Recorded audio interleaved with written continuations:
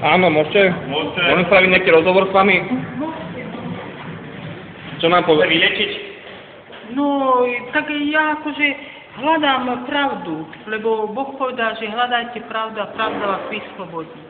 A tu máme svetielko a keď rozpojíme jeden drôt, tak nám to vypne. Áno, A to je pekné. jeden drôt je, že Boh nás má rád, ten sa nikdy neroztrhne, ale nás sa roztrhol, lebo naša viera sa stratila skrze hriech.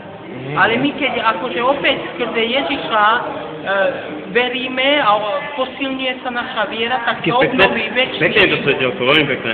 Áno, večný život sa obnoví v nás, lebo aj ten druhý drôt sa spojí. Ono niečo znamená to svetielko?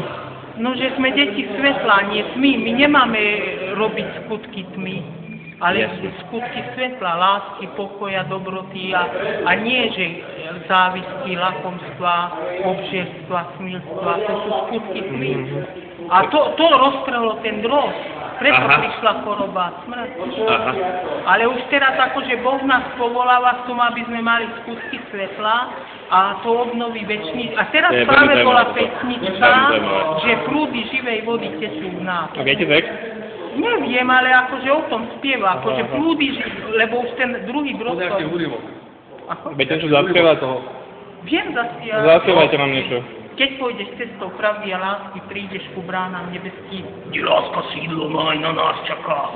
Na ruč milujúceho Otca.